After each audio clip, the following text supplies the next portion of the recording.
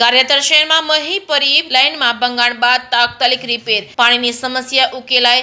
ગારિયાધાર શહેરને પાણી પૂરું પાડતી મહીપરી લાઇનમાં ભંગાણ થતા છેલ્લા 4-5 દિવસથી પાણીની અછત સર્જાઈ હતી। પાણી ન મળતા શહેરીજનોમાં રોષ વ્યાપ્યો હતો અને સાથે ઉપવાસ આંદોલન પણ સુધીની પરિસ્થિતિ સર્જાઈ હતી। ભંગાણના સમાચાર મળતા જ નગરપાલિકાના પદાધિકારીઓ અને સ્થાનિક શહેરીજનો ઘટનાસ્થળે દોડી આવ્યા હતા। તાત્કાલિક કામગીરી હાથ ધરવામાં આવતા પાણી લાઇનનો રિપેરિંગ કરવામાં આવી હતી। પરિણામે હવે ફરીથી ગારિયાધાર શહેરમાં નિયમિત રીતે પાણી પહોંચાડવાનું શરૂ થયું છે।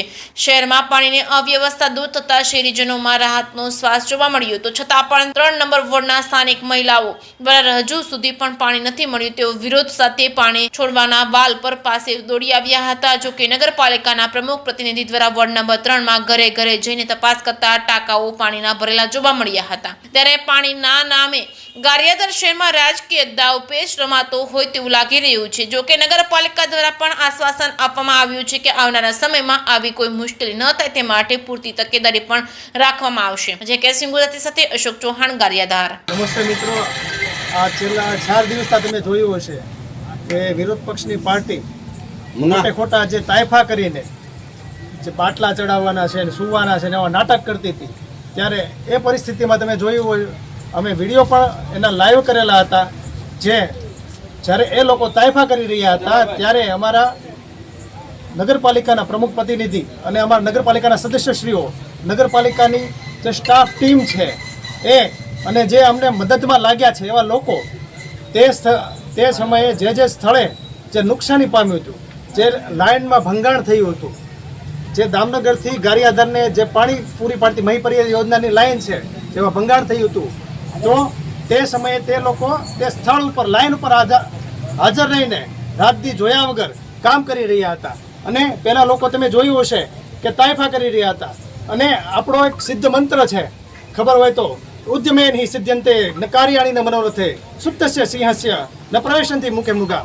જેમ કામ છે ને એ કાર્ય કરવાથી પાર પડે છે, મનના મનોરથ વડે નહીં। સુતેલો સિંહ હોય ને તો એને પણ શિકાર માટે નીકળવું પડે, એના પણ મોઢામાં ક્યારે જાતે સામે ચાલીને હરણાવ આવી જતા નથી। એ લોકોએ સૂઈને જે નાટક કર્યા છે, નોટંકી કરી છે, પહેલાં તો એને અમે વખોડી કાઢીએ છીએ।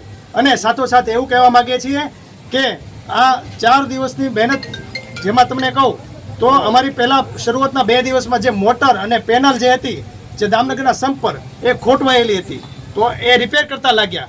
અને પછી જે ધામેલ છે એના તળાવમાં એક લાઇન લીકેજ હતી, એ રિપેર કર્યું અને વળતા દિવસે સેમ ડે પાણી ચાલુ કર્યું, પણ પાણી અહીંયા ફોર્સથી આવ્યું નહીં। એટલે ફરીથી અમે ચેકિંગમાં લાઇન પર ગયા, તો લાઇન પર જતાં અમને જોવા મળ્યું કે દામનગરનું જે આપણો સોલાર પ્લાન્ટ છે દામનગરનું જ્યાં, તો ત્યાં લીકેજ થયેલું છે।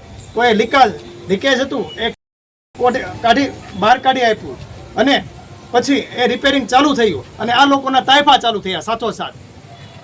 અને અમને પાછા સોશિયલ મીડિયામાં એ લોકો ખોટી રીતે પજવણી કરીને લોકોની માનસિકતા, લોકોને ઉશ્કેરવા કેમ, ટોળા કેમ ઊભા કરવા અને પ્રમુખશ્રીની જે છાપ છે એ કઈ રીતે ખરાબ કરવી તેવી એ લોકોએ માનસિકતા તૈયાર કરી હતી।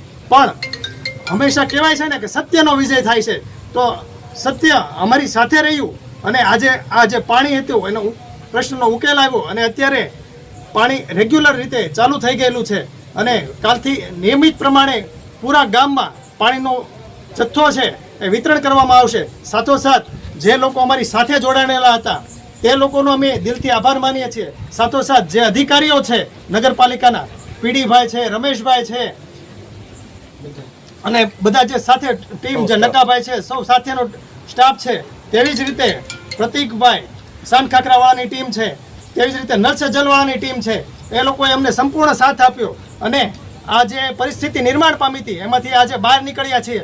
તો એ સૌનો આભાર અને સાથે સૌ કોઈ અમારા જે સદસ્યશ્રીઓ છે એ ખડે પગે સાથે ઊભા રહ્યા, તો એ લોકોનો પણ સૌનો ખૂબ ખૂબ આભાર। અસ્તુ, વંદે માતરમ, ભારત માતા કી જય।